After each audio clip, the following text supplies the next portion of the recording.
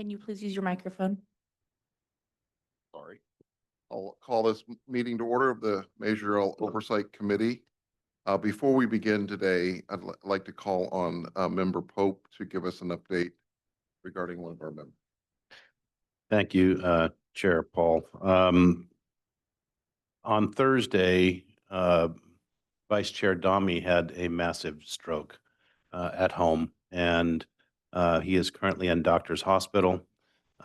He is in a coma. They're trying to get him awake, but they have not been successful at doing that as of yet. So we would ask that you keep your thoughts and prayers about him at this time. At this time, we'll have a moment of silence for member.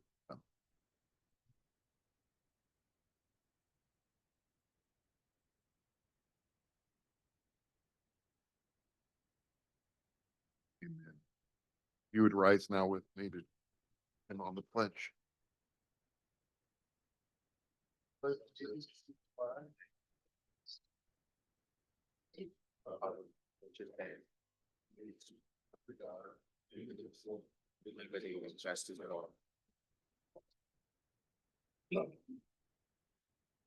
Clerk would please call the roll. Stanislaus County Representative Chair Van Konynenberg. Here. City of Ceres Representative Member Pratt. Present. City of Houston Representative Mike Day. City of Modesto Representative Craig Lewis. City of Oakdale Representative Justin Bachman. Here. City of Riverbank Representative Carrie Pope. Here. City of Turlock Representative Vice Chair Dami. And City of Waterford Representative Jose Aldaco. Present. Mr. Chair, you have a quorum. Thank you very much. We have a new addition. We have Interim Director Kate Miller joining us tonight. Interim Director Miller, would you please introduce yourself? Well, hello, everybody. I am excited to do this new job, and I'm been welcomed by the staff with open arms, and they have been great. And we're all looking forward to working as a team together moving forward until a permanent person can take this position. I have worked for a number of transportation government organizations over my career, starting with the University of California, the California PATH program, which was part of the Institute of Transportation Studies, and they did research on connected vehicles. And then from there, I went to go work for the Metropolitan Transportation Commission in San Francisco. It's in San Francisco now. I was in Oakland then.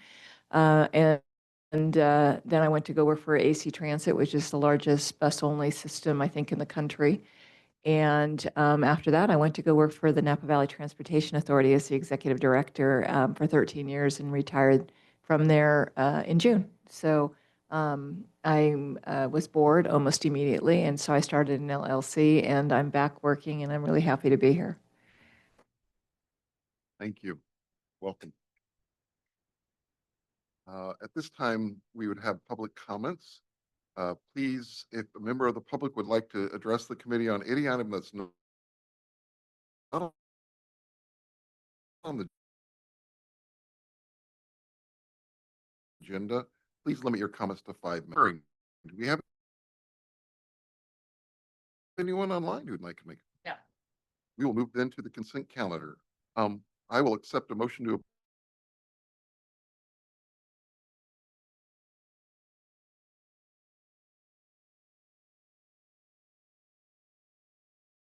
Aye. Aye. Motion carries. We will now have a presentation by Tony on Church Street. Get an update on how this project's going. You can stand by for technical difficulties, please.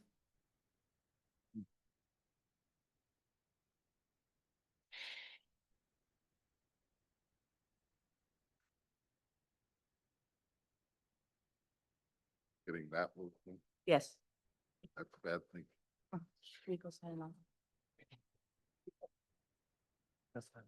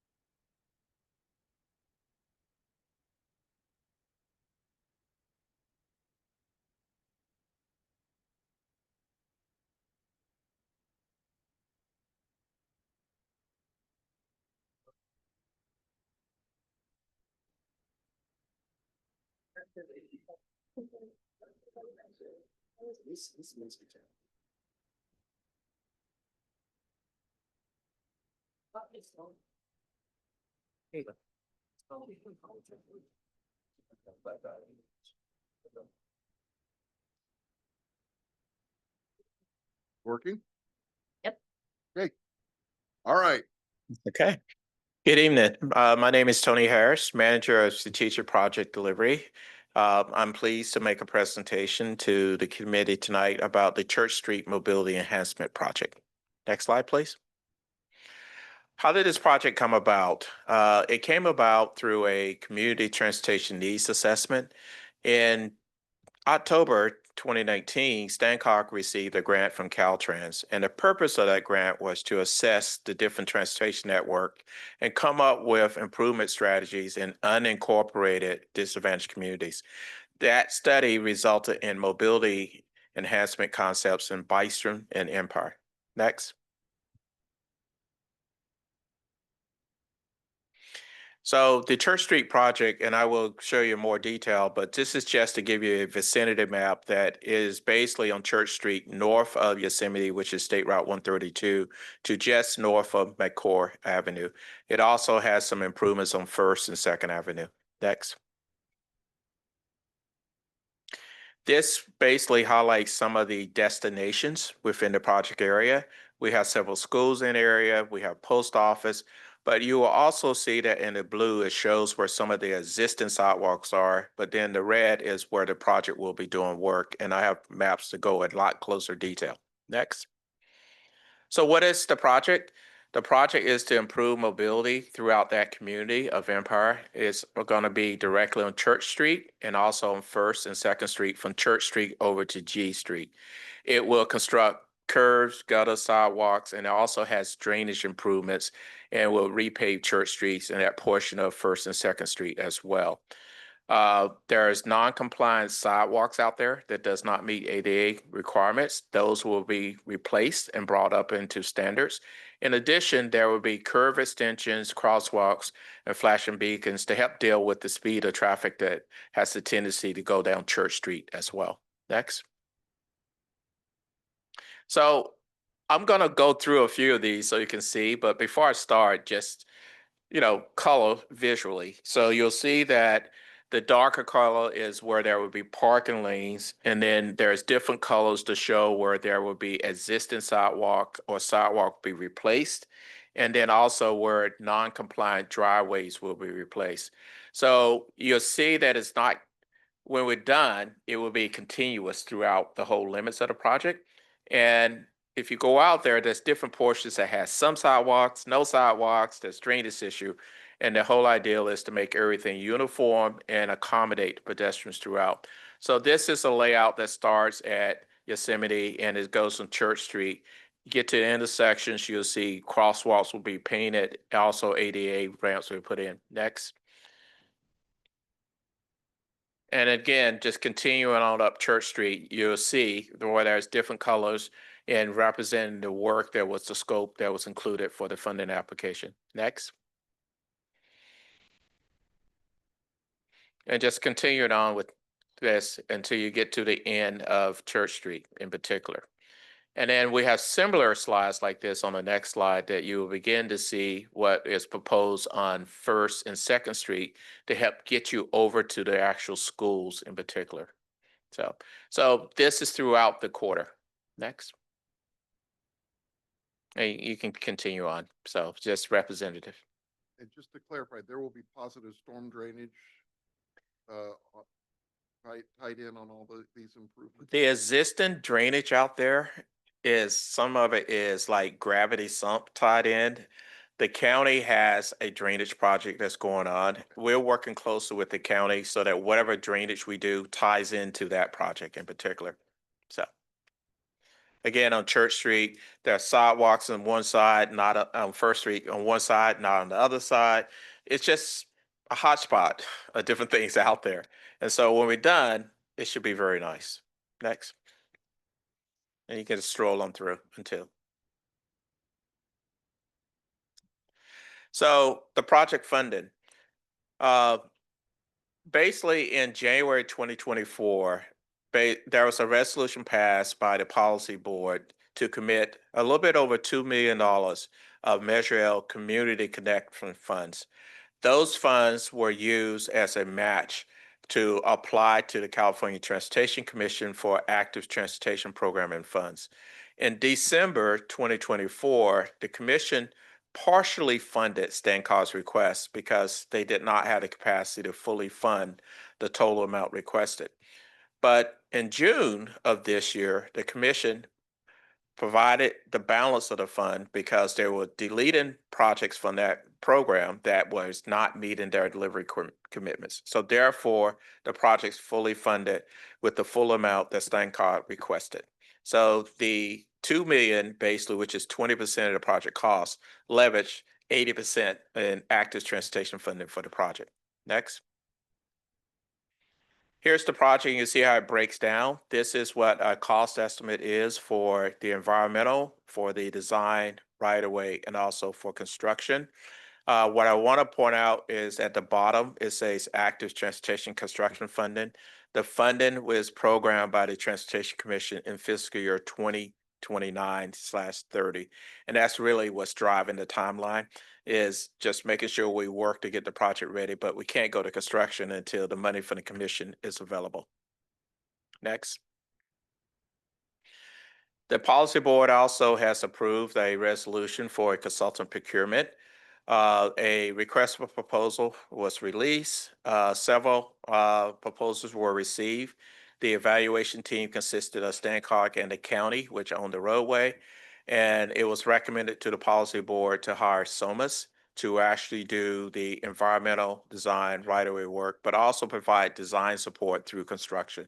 And so we're in the process of moving forward to actually execute that contract, which we expect will be completed this month. Next. So here's the schedule that we're currently working with.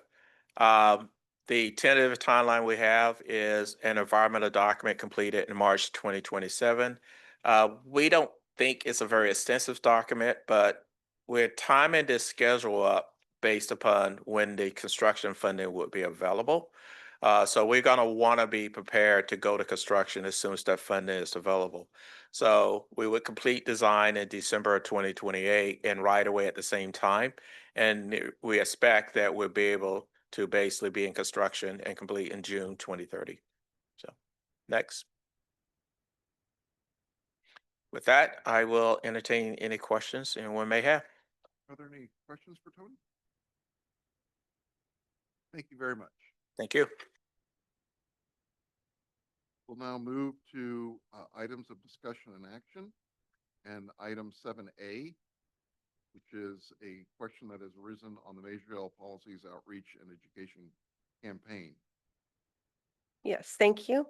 Next slide, please. Yes, so this is an update on the Measure L Outreach and Education Campaign. In 2017, the StanCog Policy Board adopted the Measure L Policies and Procedures.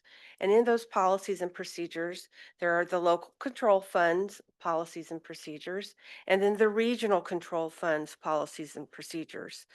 These policies and procedures implement rules and administrative procedures to carry out responsibility in administering Measure L funds. Next slide. The MLOC and the Citizens Advisory Committee suggested that StanCog build upon the positive work of the measure and suggested additional outreach efforts. Consultation with member agencies and the policy board created parameters for a more coordinated, formal approach to provide information to the public. In September 2023, StanCog issued a request for proposal to implement a countywide public awareness education campaign to increase the knowledge and understanding of the Measure L projects. The campaign includes website development, the Measure L website development, overarching brand messaging, and social media presence. Next slide. In February 2024, the StanCog Policy Board approved funding the campaign with Measure L in an amount not to exceed 1% of the annual Measure L revenue. The annual allocation is in addition to the 1% allocation for administrative expenses authorized by the ordinance. Consistent with the ordinance and state statute, in no event will amounts exceeding 1% of the annual revenue go towards paying the administrative salaries and benefits of StanCog staff. Next slide. Part of the outreach efforts include grant writing to further leverage funds and further with the voter approved expenditure plan. And then the education or the outreach is a consistent form of leveraging sales tax revenues and is the common strategy for this type of thing. So that concludes the presentation, and I would be happy to take any questions. I have some, but I'll let you guys. I guess I'm puzzled. The policy board has gone into territory that's not consistent with the original language of the ordinance. And I don't understand the legal basis for what how they got there. The ordinance is explicitly clear that marketing and outreach is to be done by the agencies, individual agencies, and they're required to do it out of the funds for their projects. In fact, projects over $250,000 have to have signage. They're supposed to cooperate with the policy with StanCog on reporting their projects, and so we already, when we passed Measure L, we anticipated a $38 million annual revenue, which would make our oversight and administration of the measure to be about $380,000. And now this year we will have more than $60 million, which means we'll have over $600,000 in our 1%. And we need the policy board is saying we need another $600,000 to do this. Up to. Okay. But their master funding agreements that they sign say that they're going to actively participate in the public awareness program in partnership with StanCog as a means to ensure that the public has access to information regarding which projects and programs are funded through Measure L funds.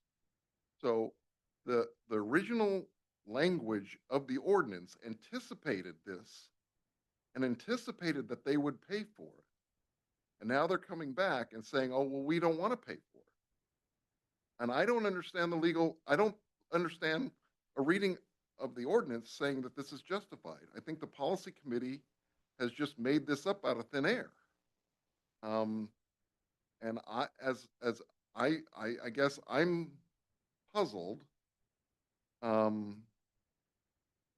that this can be legal. So maybe I don't want to put legal counsel on the spot. Maybe they can come back at the next meeting and explain, do a little bit more research. But at this point, I'm not a lawyer, but the reading of the ordinance makes it pretty clear that this is not allowed.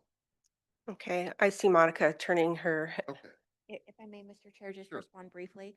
If you would be so kind as to provide me the section in the ordinance that specifically refers to marketing, I'd like to take a look at that. When we looked at the 1% for the public outreach and education campaign, we looked at the provisions of the ordinance and we looked at the statutes which authorize such an ordinance and a sales tax expenditure, which are provisions of the Public Utilities Code as well as the Revenue and Taxation Code. And the limitations contained in those statutory provisions are specific to the 1% for administration, specifically the salaries and the benefits for administrative staff. And we are complying with that provision that is set forth in the ordinance, and it's also called out as part of the 1% for education and public outreach and education campaign, that 1% for administration is still being abided by, and that this is an additional component. You are correct in the master funding agreement that the members are asked to participate in this public awareness campaign. And so this is how they are doing that, by way of that 1%. And we have been working with our management and finance committee to make some fine tuning and revisions to the 1%. And perhaps the 1% is not the right number. Perhaps it needs to be something between, 0 and 1. And we are working on fine tuning that based on what needs to be done as part of the education and outreach. But if you can provide that reference specifically in the ordinance, I'm not familiar with the restriction on marketing in the ordinance itself. And then we can take a further look and provide a comprehensive report back to the committee. Okay, I'm happy to provide fallouts from the ordinance, which says that the administration of the Measure L is capped at 1%. I think that's pretty. I mean, we can sit here and do that in a minute.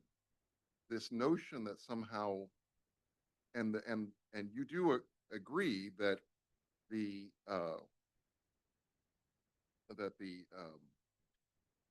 master funding agreement calls out that each individual agency is supposed to cooperate with StanCog to increase public awareness, and that they're responsible. It talks about them being responsible for funding the public awareness. So what is the basis that is allowed for the policy committee to just say, okay, we're just going to grab another 1%? What was based on what? So the cooperation is what we found in practice is that the members, and this was actually called out by way of this committee in years past as the the Citizens Advisory Committee, and also by way of a grand jury report in 2021, I believe, where they were specifically referencing the cooperation portion of the public awareness participation. And so this is a cooperative way that all of the member agencies collectively got together to address it and to satisfy that component of the master funding agreement. So it did involve input from each one of the member agencies, our city managers, our finance department, the policy board, and this is how we came to that agreement. We looked at the authorizing provisions for such a sales tax ordinance and did not find a limitation or restriction on this type of policy. The limitation and restriction, again, is for the salaries and benefits, and we're adhering to that. So because you did it through a consultant, you get a pass? Perhaps I'm not understanding the specific question, but this is not, the 1% for public outreach and education is not going for salaries and benefits. Yeah, but you're hiring someone to do the work, which was salary and benefits to a consultant. But the limitation is for salary and benefits of the authority staff, the StanCog staff.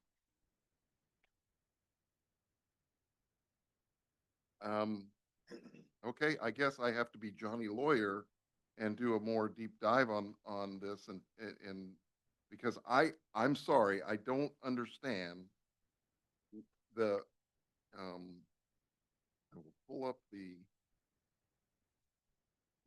And I'm happy to meet with you at any time to go over this in more detail. Understand that, but we need to do this in a, we can't, members of our committee can't discuss things offline. We can only do it here. And we've been scolded for anytime when we have things where even when you're sending us out information and we do a reply all, we've been scolded. So obviously we can't have these conversations in other places with it. And I think my fellow committee members need to be aware of this.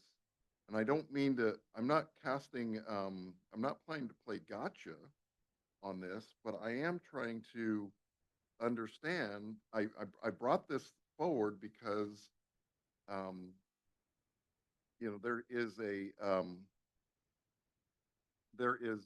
there's been some concern about how we've had mission creep in terms of how we started out like a 380,000 and now we're over 600,000.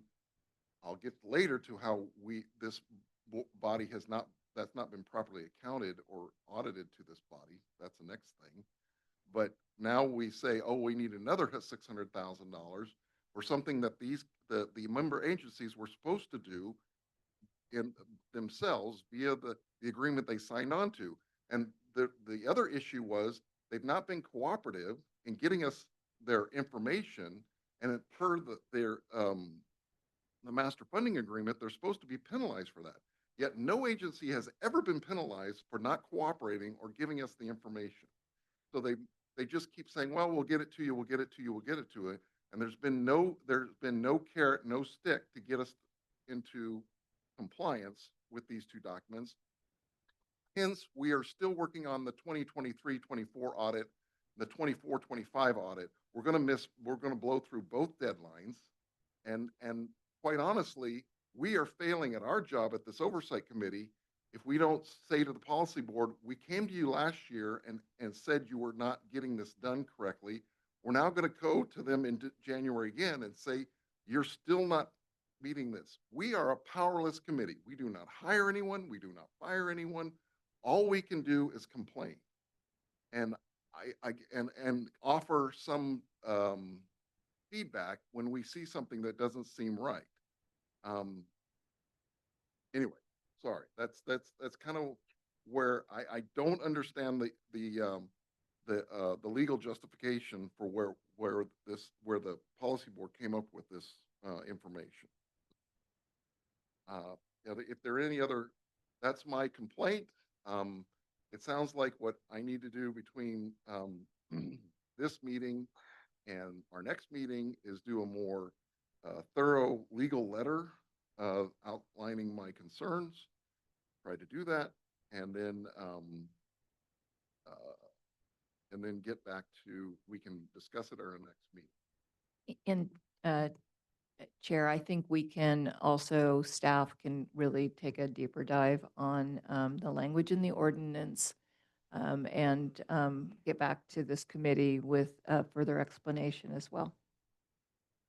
Thank you. Are there any other questions or comments on this item? Okay, let's move to item 7B, which is Measure L audits fiscal year 2023, 2024, and 2024, 2025. I've specifically asked staff that when they're discussing this item is to let us know whether they're referring to the 2023-24 audit or the 2024-25 audit. Yes, thank you. Just for clarity. Okay, so I'm going to sort of fly through this background slide. I believe that you all know about the Measure L half-cent sales tax, that we put all the money in a special fund that's used only for Measure L expenditure plans, and that the jurisdictions must comply with the requirements in the master funding agreements and the Measure L policies and procedures to be eligible for funding. Next slide. Measure L Oversight Committee was established to review the independent fiscal audits, and is required by the ordinance. An annual Measure L audit must be prepared for each of the receiving Measure L funds, each of the jurisdictions receiving Measure L funds. And these audits must be done by an independent CPA. Next slide. All the FY 23-24 audits but one are expected to be completed by the end of next week, November 10th, except for Series, which is pending the completion of their financial audit. The completed audits will be sent to the members by jurisdiction, just like we did last time. So we'll send you for your particular jurisdiction, unless you want all the audits, we can certainly do it that way too. But by next week as well, by the end of next week, November 10th. We're going to have a workshop on November 18th at 5:30 to review all the audits. And then we'll have a special meeting on December 2nd at 5:30 to approve the FY 23-24 audits. So I'm going to stop there because this is the end of the 23-24 audits before we proceed to the 24-25. See if there's any questions or comments. Questions? Justin? Yeah, I would request to receive all the audits prior to the workshop. Certainly. Yeah, I think we should just sit. Send them all. Okay, perfect. And could you, so, I think there's been, in the past, remember the ordinance requires an audit of the Stancog administration. Okay, and then there's a breakout for maintenance of effort. Mm-hmm, And then there's the fiscal and compliance audit. mm-hmm. And sometimes they've gotten all combined and it's hard to pull them apart.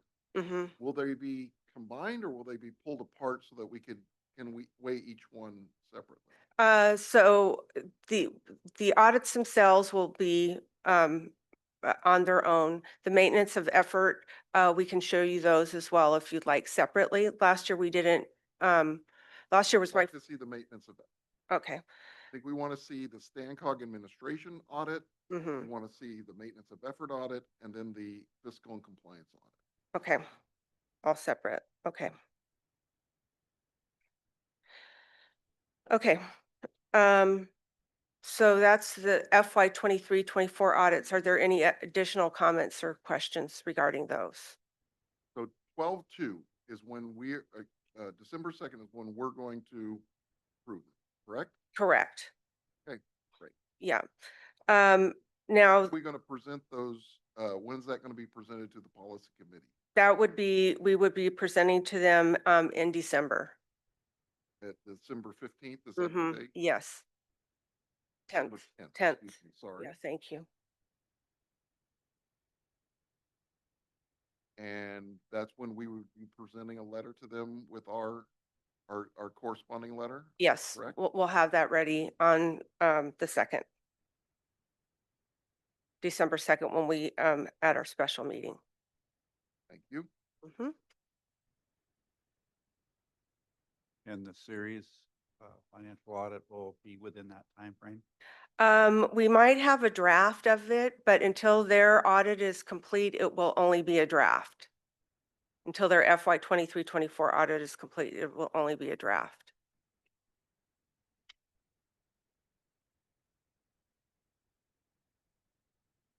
All right, any other questions before we move to the 2024-2025 audit? Okay, go ahead. Okay, next slide, please. So this slide shows the jurisdiction and the anticipated start date for all the audits. You can see that they will be starting really in January and continuing through. Again, the audit for series will be contingent upon the issuance of the 2024 audit in advance of the state. We anticipate all audits to be completed by March 31st, 2026.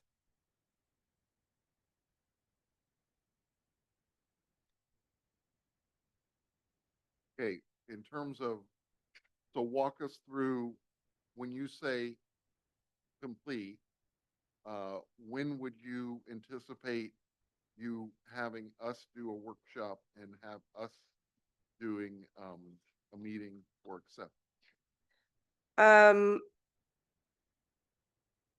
That I have not penciled out yet, but I can have that ready at our next meeting.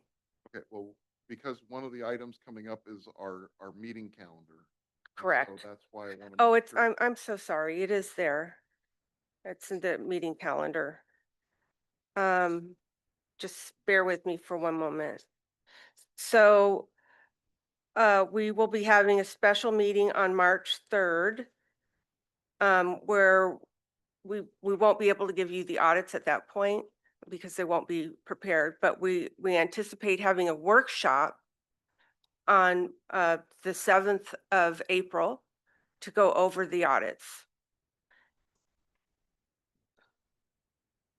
Then on You have us having a meeting. the first one would be on the 7th of April. That's a workshop. Yes, and then the meeting would be That's different than what we discussed on the phone. Right, then we would have the meeting where you would approve the audits on the 14th of April. Okay, well, let's talk about that some more when we get to our, that, because that's different than what we talked about. Okay. So that concludes the FY 24-25 audit section. So I would take any questions that you might have. Okay, any questions on the 2024-2025? So do we not have any deadlines per se Yes, we on do. these? And so they're in violation of those deadlines almost every We time. are. And there's no consequences for that. There seem to be none. Not right.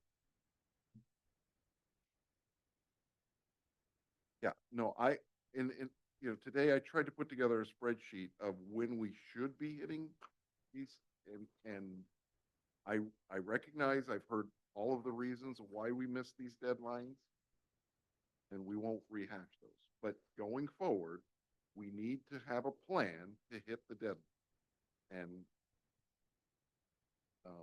so I'm going to, give my suggestion of what I think our schedule should be to staff, so that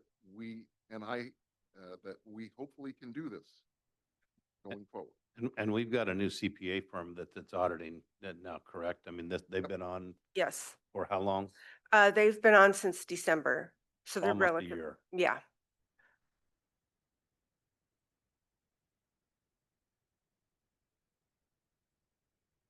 Okay, any other questions about the 2024-2025? Okay, I will submit I have, I'm just going to submit a suggestion I have in writing so we can move on about going forward, so that we hit immediately when we're done here in April and May, we need to start on the next one so we hit the deadline. Yes. No excuses. All right. Okay. Let's, Can I ask you a question? Do Yes, you, if you're gonna do that, do you, check in with these different cities and stuff on how they're coming along with their audits? we don't, unless they want to hire us and pay us, we don't do that. Staff and the CPA. Yeah, does the that. auditors and we do that. The auditors are the ones that are really working But closely with staff them, is with required to staff. hold them accountable to a timeline. So Ceres is behind, and it seems like Ceres is always behind.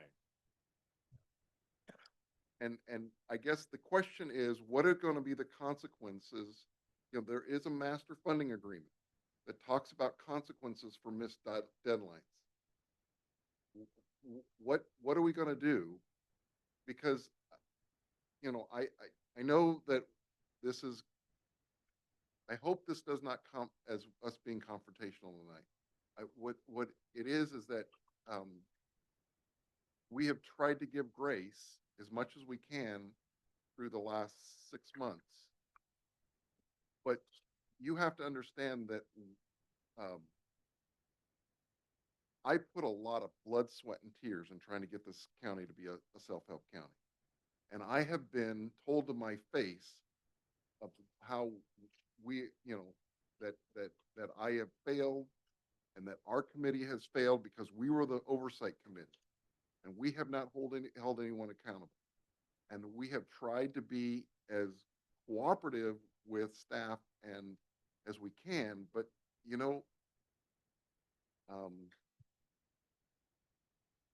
we're going to get another grand jury in here who's going to have, I am not pointing out things that aren't seen in the documents.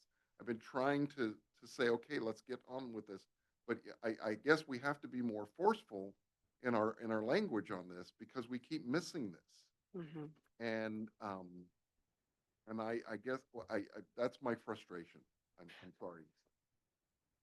So perhaps as Interim Executive Director Miller pointed out, maybe when we're looking into the ordinance and the language in the ordinance, we also look into the consequences, as you were just stating, the consequences that. Well, until your policy board, the policy board, not yours, sorry, forgive me for saying that. until the policy board decides to step up and be a policy board with their own, they are their own cities. If they're not willing to hold their people accountable, we don't have authority. They have authority. You know, maybe we need to come to their meeting and ask them why they're not doing it. But they all signed on voluntarily to these agreements. Yeah. I'm just beside myself as to why this keeps happening. So, sorry, Harry, if you want to say No, I just, I'm in full support of what you're saying. I absolutely agree. We've been barking about this for some time, and, you know, it makes us look silly if we're not out doing this. And so, I fully support that. All right, so I'm submitting for the record a suggestion of how to, that we all buy into, that seems, seems logical for us as an oversight committee to hold ourselves that this is the schedule we're going to follow. And it does seem, I tried to make it consistent with what I understand the master funding agreements to be as possible. So staff can look at it and make suggestions. But going forward, we have to do a better job at this. Mr. Chair, is the proposal for item 7C or 7B? Talking about 7B. Okay, anything else on 7B? Okay, we're going to move to 7C, which is a calendar for next year. Okay, next slide. So before you see the calendar, the proposed calendar for next year. The chair and I did have a discussion prior to this meeting. He did ask for some dates for the next set of audits to be included in the workshops and the meetings and that. And so it sounds like The 4/7 is a troublesome date for me. My kids are on spring break that week, so yeah. So we can, you mentioned that you were going to be ready on 3/31. yeah, That that's would what be we great, anticipate. just Yeah. for my schedule. So I can do 3/31 and then 4/14 if I don't know how everyone else is.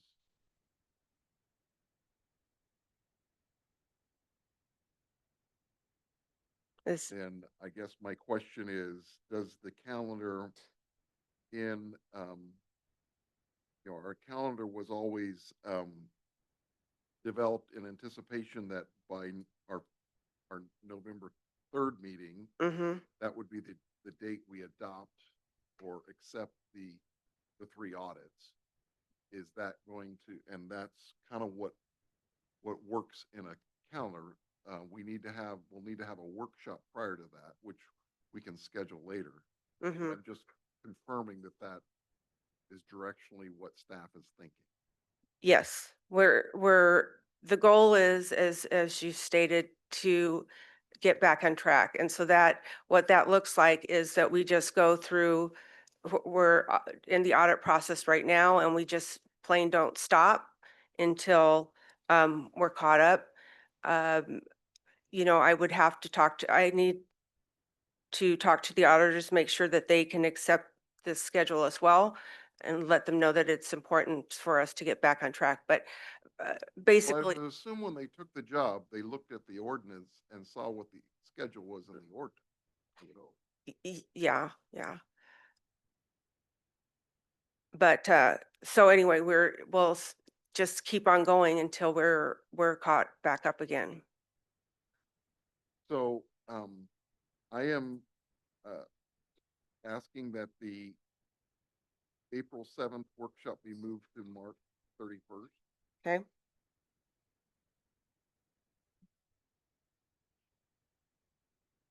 Are there any other requests from the committee on terms of dates? Okay.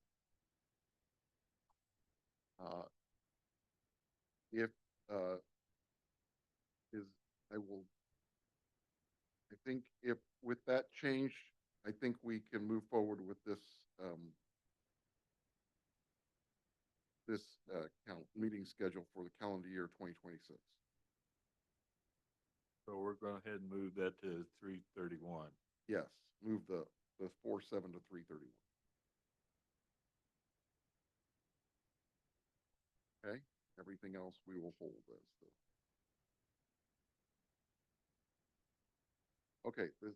Okay, I need a motion on this. So I'm looking for a motion to accept this calendar. Motion to approve the calendar with the changes recommended. I have a motion. Second. I heard some seconds. All in favor signify by saying aye, Aye. and the motion carried. Pratt and Pope. I'm sorry, Excuse me, sorry. I had Pratt as a second as well as Member Pope. Who do you want me to give it to? Pratt, is that okay for the record? we should. Okay. You want to flip a coin? That's fine. Okay, Thank you. thank you. So now we have information items related to our normal information items related to funds received. Are there any questions related to that? Okay. At the workshop, I would like to add an agenda item about kind of what our agenda looks like going forward. There needs to be a little bit, now that we have a CFO in place, we should be able to have a P&L for the oversight at the 1% activities. That should be something that can be given to us on a quarterly basis. And a few other items. So I'd like to just have that as an agenda item for our workshop, where we talk about going forward, what our agenda should look like. And I'd like to have staff, maybe Interim Director Miller, she has experience with other oversight committees. Have her bring some suggestions of what our agenda should look like in terms of throughout our quarterly meetings, what we should be tackling at each of the different quarterly meetings as a best practices. Okay. Any other questions related to the information items? All right, Interim Director Miller, now's the time for you to give a report of anything you might want to do. Well, I think staff right now, we're into day 2.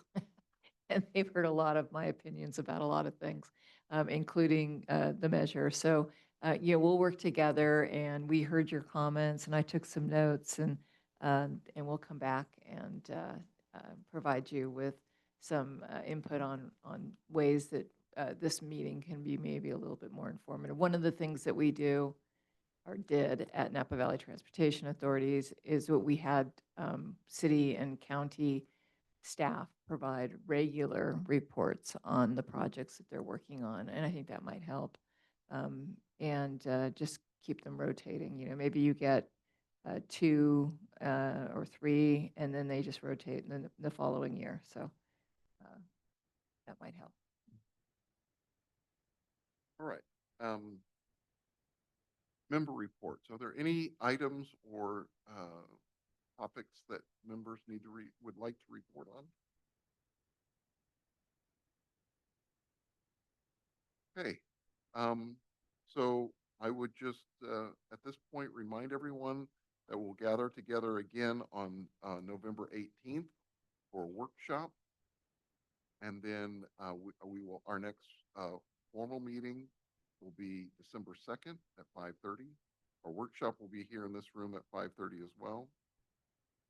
And then also put on your calendar that we will be presenting to the policy board. You don't have to do that.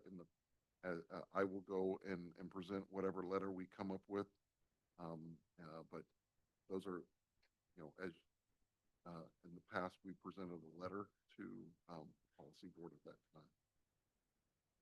Anything else for the good of the order? Within that letter or at that physical meeting that you will attend, is there going to be some of these items mentioned that we spoke of this evening? I think that's what we will probably talk about at the workshop on the, because we need to develop that letter, and we'll start discussing it at the workshop of what, if you have some thoughts, I mean, we can go over what our letter was last year, but if you have some thoughts, maybe bring those to our workshop and we'll start workshopping. Being past chair, I'm familiar with the letters. They've been fairly generic in the past, and I think that they need to be a little bit more. Last year, we got a little bit more pointed with our letter. Obviously, not sure it changed anything last year, but we'll try again. Great, thank you. Mr. Chair, what was the date of the policy board meeting? Policy board meeting will be December 10th.